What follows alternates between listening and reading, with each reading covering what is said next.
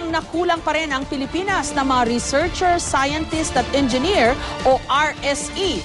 Bagamat may mga kababayan tayo nagpupursiging mag-aral na mga kursong ito, marami naman ang nag-a-abroad dahil sa mas malaking sahod.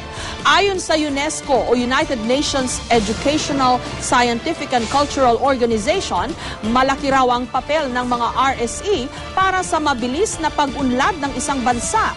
May report si Micaela Papa.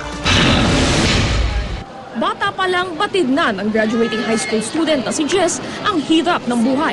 Ang kanyang buong pamilya nakasalalay sa amang hindi regular ang kita bilang isang freelance sports writer. Kaya pag-apak sa kolehiyo sa pasukan, kukunin niya ang kursong daw na magbibigay ng magandang kita. Applied math siya pero gagamitin sa finance. Bali kung matapos mo yon, magiging sa actuary ka. Marami kang mapupuntahan sa kumpanya, mas marami ding opportunity sa ibang bansa. Ang career na napili ni Jess, pangalawa sa mga Science and Technology o S&T occupations na may pinakamataas na sahod sa ibang bansa. Ayon sa DOST Science Education Institute, kumikita ang actuaries o yung mga nagtapos ng financial math ng mahigit 300,000 piso kada buwan. Pinakamataas naman ang sweldo ng mga physicists na posibleng kumita ng halos 1,000,000 piso kada buwan. Ang nurses na pinakamarami sa OFW na science and technology workers, 15 lang sa taas ng sahod. Ang kaakit-akit na kita raw ang dahilan kung bakit patuloy ang paglisan ng mga siyentipiko.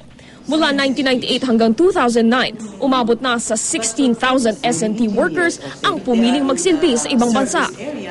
I think there's reason to get worried because as of now, if we don't attend to this, then it would be very difficult for us to cope with that need. Ang mga researcher, scientist at mga engineer o RSE ang sukatan ng pag-unlad ng bansa dahil sila raw ang bumubuo ng mga national industry. Ayon sa batayan ng UNESCO, dapat may 380 RSE kada 1,000,000 populasyon. Pero noong 2007, meron lang 165 RSE kada 1,000,000 tao sa Pilipinas. Dapat daw magising na ang mga ahensya ng pamahalaan at bigyan pansin ang science and technology sa Pilipinas. We need still to have some more incentives probably for our S&T workers. Our desire really is for them to hopefully to stay here in the Philippines and help the country. Dapat din daw gamitin ang K-12 program ng Department of Education upang linangin ang kamalayan ng mga Pilipinong sa siyensya sa murang edad pa lamang. Micaela Papa, GMA News.